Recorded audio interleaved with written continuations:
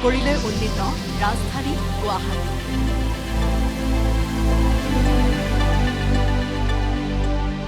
উত্তৰ-পূবত বিজ্ঞান ক্ষেত্ৰত এক নতুন যুগৰ সূচনা। সোণাপুৰত মুকলি হ'ল অত্যাধুনিক বিজ্ঞান নগৰী।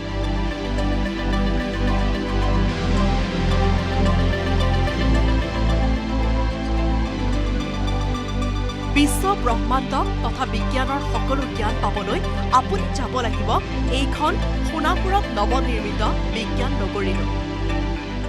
সোণাপুৰৰ ৰাষ্ট্ৰীয় ঘাইপথৰ পৰা মাত্ৰ কিছু নিলগত বিজ্ঞান নগৰী অৱস্থিত আৰু হৌৱা আপোনালোকক পোনে পোনে দেখুৱাইছোঁ ছায়েন্স চিটি অফ গুৱাহাটী। বিজ্ঞানৰ শিক্ষা আৰু উদ্ভাৱনৰ ক্ষেত্ৰত নতুন দিগন্তৰ সূচনা হ'ল অসম মুলুকত।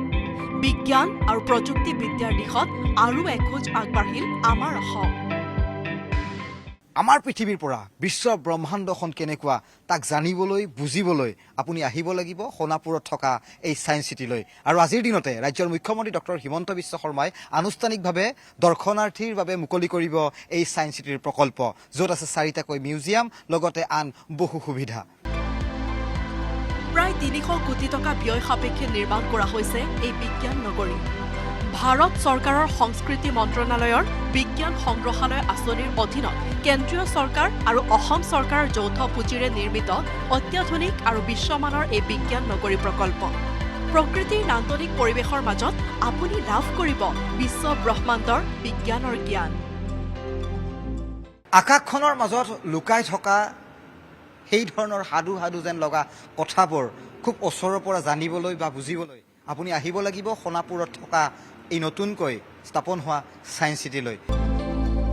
সোণাপুৰৰ টেপেচিয়াত 250 বিঘা মাটিত নিৰ্মাণ কৰা হৈছে এই প্ৰকল্পটো।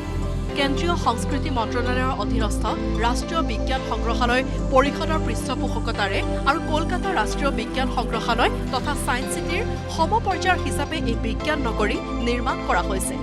দেশৰ চতুৰ্থখন অত্যাধুনিক বিজ্ঞান নগৰী প্ৰকল্প হ'ব এই অত্যাধুনিক বিজ্ঞান নগৰী। সোণাপুৰৰ বিজ্ঞান নগৰী হ'ব বিজ্ঞান শিক্ষা আৰু উদ্ভাৱনৰ ক্ষেত্ৰত এক মাইলৰ খুঁটি। এইটো এটা জ্ঞানৰ মন্দিৰ। নতুন নতুন যিখিনি বিজ্ঞান প্ৰযুক্তি তাৰ দ্বাৰা সদায় পৰিচিত হ'ব আৰু সহজভাৱে উপলব্ধ হ'ব। আমি কিতাপত পঢ়া আৰু চকুৰে দেখা আৰু নিজে ব্যৱহাৰ কৰি তাৰ মাজত সোমাই পৰা, এইটো এটা ইয়াৰ কাৰণে এটা ব্যতিক্ৰম। মঙলবাৰে আনুষ্ঠানিকভাৱে এই বিজ্ঞান নগৰী মুকলি কৰে ৰাজ্যৰ মুখ্যমন্ত্ৰী ডক্টৰ হিমন্ত বিশ্ব শৰ্মাই। বিজ্ঞান নগৰী মুকলি কৰি মুখ্যমন্ত্ৰীগৰাকীয়ে অসমৰ যুৱ প্ৰজন্মক বিজ্ঞান নগৰীলৈ আহিবলৈ আহ্বান জনায়। আমি ছায়েন্স চিটি চাব লাগে, কাৰণ জাতিৰ নিৰ্মাণ আন্দোলনৰ জৰিয়তে নহয়, জাতিৰ নিৰ্মাণ জ্ঞান আৰু প্ৰজ্ঞাৰ জৰিয়তে হয়। আৱেগৰ জৰিয়তে কোনো জাতিৰ আজিলৈকে নিৰ্মাণ হোৱা নাই। যোনে আৱেগ সৃষ্টি কৰে সি আচলতে ষড়যন্ত্ৰ কৰে জাতিটোক পিছুৱাই নিয়াৰ। কিন্তু যোনে বিবেক সৃষ্টি কৰে, জ্ঞানৰ সৃষ্টি কৰে, প্ৰজ্ঞাৰ সৃষ্টি কৰে, সি আচলতে জাতিটোক আগুৱাই লৈ যোৱাৰ কাৰণে অনুপ্ৰেৰণা যোগায়। মুখ্যমন্ত্ৰীগৰাকীয়ে ভাষণ প্ৰসংগত ক'লে, নিজ সন্তানৰ জন্মদিনত অভিভাৱক আহিব লাগে বিজ্ঞান নগৰীলৈ।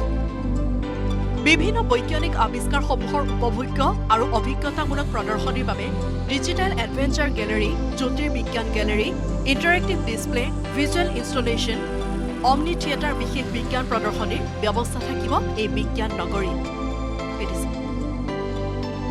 ভিডিঅ' জাৰ্নেলিষ্ট অঞ্জন ডেকাৰ সহযোগত দীপাংকৰ দাসৰ report, news 18 Assam north east. আপুনি বিচৰা বাতৰি পাব কেৱল নিউজ 18 এপত। নিউজ 18 এপ ডাউনলোড কৰিবলৈ স্কেন কৰক এই QR কোড। গুগল প্লে ষ্টৰতো পাব এই নিউজ 18 এপ।